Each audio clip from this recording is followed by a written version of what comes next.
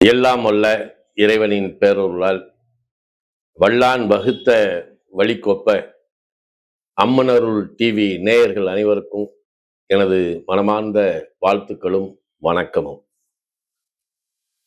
இப்ப உலக மக்கள் எல்லாருமே யதார்த்தமா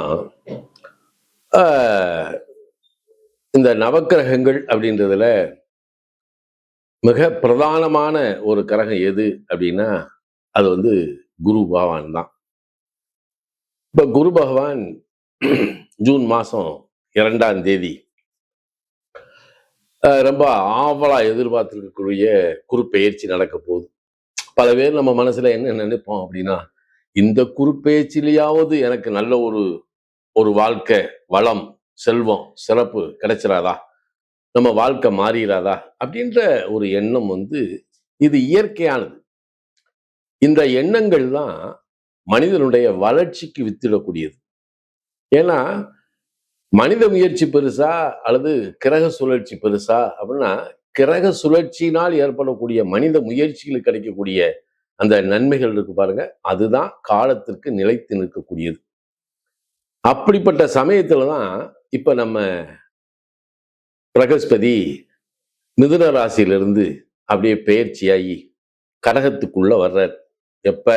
ஜூன் மாசம் 2ஆம் தேதி. சரி, பெயர்ச்சி. இது குருவுக்கு உச்ச வீடுன்னு சொல்றாங்க. பிரகாசம். அப்ப ரொம்ப எல்லோரும் ஆவலாக எதிர்பார்க்கக்கூடிய ஒரு பெயர்ச்சி எதுனா இந்த பெயர்ச்சி. இந்த குருவை பத்தி நம்ம ரிஷிகள் சொல்லும்போது என்ன சொல்றாங்க அப்படின்னா, அவருக்கு எல்லாரும் ரிஷிகளும் மாமேதைகளும் சரி மாமுனிகளும் சரி அவருக்கு பேர் என்னென்ன பேருன்னு பாருங்களேன்.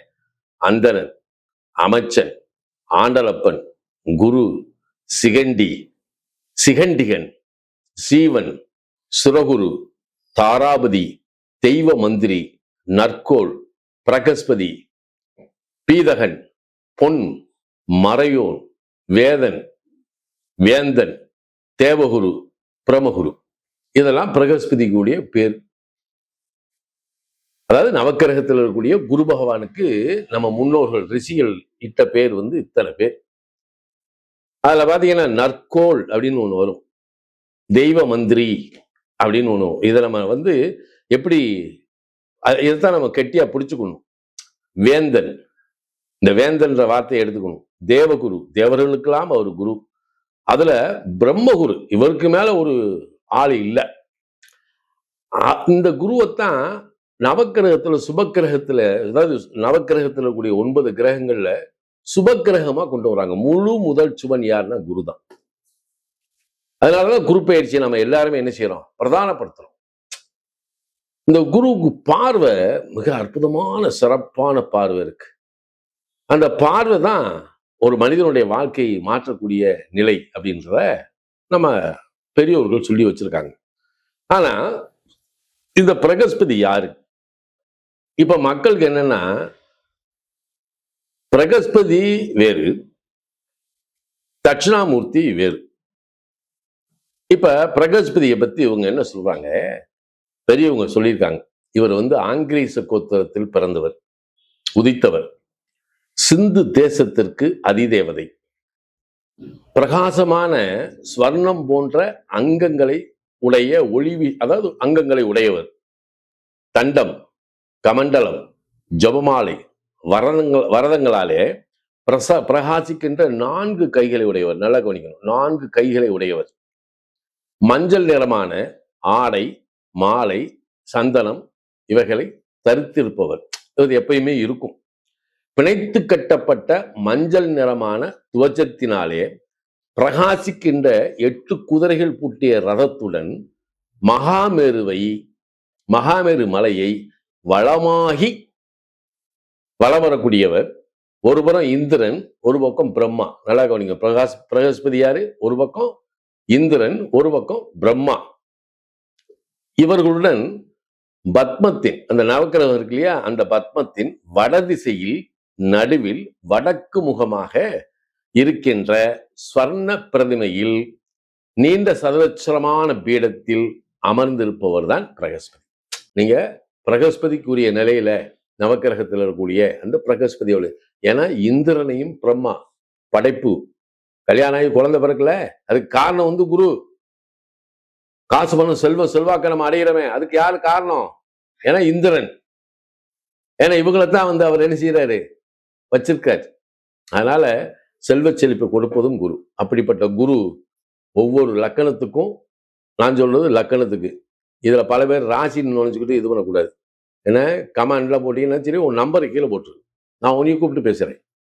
அதனால ஒவ்வொரு லக்கணத்துக்கும் இந்த குரு பயிற்சி என்ன செய்கிறது என்பதை பற்றி பார்ப்போமா மக்களே? இந்த மகர லக்கணத்துக்கு இந்த குரு பயிற்சி எப்படி இருக்கு? இதுவரைக்கும் 6ஆம் இடத்துல இருந்த குரு இப்ப 7ஆம் இடத்துக்கு வர்றார். ஏற்கனவே லக்னாதிபதி சனி லக்கணத்துக்கு 3ல பயிற்சியாகி உட்கார்ந்து லக்கணத்தினுடைய 5ஆம் இடத்தையும் 12ஆம் இடத்தையும் பார்த்துக்கிட்டு இருக்காரு. நாம ஒரு திட்டம் தீட்டிக்கிட்டு இருக்கோம். நம்மளுடைய நிரந்தரமான பொருளாதார மேன்மைக்கு என்ன செய்யலாம் அப்படின்னு யோசிக்கிறோம். சனி பகவான் அடுத்தவனுக்கு அட்வைஸ் பண்ண வைக்குது, தனக்கு ஒரு முடிவு எடுக்கவே விடாது. ஏன்னா 3ல இருக்கார். தனக்குன்னு இவன் யோசிச்சா இவனுக்கு ஒரு வேற வேலையை கொடுத்து அனுப்பிச்சிடுவார். யாரு? சனி பகவான். அப்ப மகர லக்கணத்துக்கான இயற்கையிலே திட்டம் தீட்டக்கூடாது. அதை விட லக்னாதிபதி 3ல உட்கார்ந்தா நீ வந்து திட்டமே போற்றக்கூடாது, எக்ஸ்பெக்டேஷனே இருக்கக்கூடாது. யதார்த்தமா இருக்கணும். எந்திரிக்கிறியா, குளிக்கிறியா, பூஜை பண்றியா, வேலைக்கு போறியா, வர்றியா, சாப்பிடுறியா, படுக்கிறியா, இப்படியே போயிடணும். திட்டம் போட்டா அதுக்கு சனி சபாதாரியே கிடையாது. ஆனா இந்த மகர லக்கணத்துக்கு திருதிய விரையாதிபதி ஆகி குரு போய் 7ல உட்கார்ந்து அங்க லக்கணத்தையும் பார்க்கிறார், 11ஆம் இடத்தை பார்க்கிறார், 3ஆம் இடத்தையும் பார்க்கிறார். இப்ப இந்த 3ஆம் இடமும் 11ஆம் இடமும் முயற்சிகளில் வெற்றி அப்படின்னு தான் இருக்கும். ஏன்னா முயற்சிகளில் வெற்றி, எடுக்கக்கூடிய காரியம் சக்சஸ் அப்படின்னு சொல்றது உண்டு. இதுக்கு இந்த ஒரு பழமொழியும் சொல்லலாம், ஆபரேஷன் சக்சஸ், பேஷண்ட் டெத்து. இது எப்படி இருக்கு? ஆமா, ஒரு காரியம் வெற்றி அடையுது, அது நமக்கு நன்மையா இருக்கணும்ல. நமக்கு நன்மையில ஊர் பேருக்கு தான் நன்மையா இருக்கும். இதுல நம்ம காசு வெட்டியா செலவழிச்சதுதான் மிச்சமா இருக்கும். அப்ப ஒன்றுக்கு பல தடவை என்ன செய்யணும், யோசிச்சு பார்த்து ஒரு முடிவு எடுக்கணும். ஆனா குரு லக்கணத்தை பார்க்கிறார். ஒரு கஷ்டமான காலகட்டத்தில் கூட, தடுமாற்றமான காலகட்டத்தில் கூட ஒரு நல்லவனை அனுப்பிச்சு நமக்கு என்ன செய்வாரு, டேய் அவனுக்கு ஒரு இது பண்ணிட்டு போடா அப்படின்னு யாராவது நம்ம இதுவரைக்கும் பழகாத ஒரு புது மனுஷன் நமக்கு வந்து உதவி பண்ணிட்டு போயிடுவான் இந்த மகர லக்கணத்துக்கு. சரி, இந்த குரு திருதிய விரையாதிபதி 7ல உட்கார்ந்து சனிசாரத்துல இருந்து சனியை பார்க்கிறார். இந்த சனியை பார்க்கும்போது ஒரு பெரிய நன்மைகள், நீங்க செய்யக்கூடிய செயல்கள்ல வந்து சங்கடம் இருந்தால் அதை நிவர்த்தி பண்ணி உங்களுக்கு சக்சஸ்ஃபுல்லா கொடுக்கக்கூடிய நிலை இருக்கு. ஏற்கனவே குரு 12 கூடையவர் அல்லவா. இந்த காலகட்டத்தில் நாம ஒரு முடிவு எடுப்போம். ஏன்னா காசு பண்ண வேண்டியது இருக்கு, பிள்ளைகளை பார்க்க வேண்டியது இருக்கு, பொண்டாட்டி பிள்ளைகளுக்கு செய்ய வேண்டியது இருக்கு. அப்ப இந்த குரு என்ன செய்வார், ஆயில்ய நட்சத்திரத்துக்குள்ள நுழைவார். இப்ப குரு வந்து அதிசாரத்துல போயிட்டு திருப்பி அவர் ஆயில்யத்துல வரும்போதுதான் நீங்க எந்த ஒரு முடிவை எடுக்கணும். சரியா? அப்ப அந்த இடத்துல வெளிநாடு போகக்கூடிய ஒரு வாய்ப்பு வந்துச்சுன்னா வெளிநாடு போகலாம். உங்களுடைய உத்தியோக உயர்வு நல்லா இருக்கும், உத்தியோகத்துல உயர்வு கிடைக்கும், புதுசா உத்தியோக முயற்சி கைகூடும்.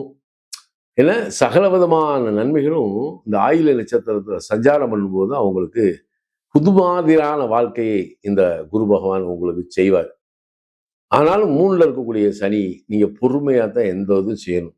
பொறுமை, ஏன்னா யதார்த்தம்.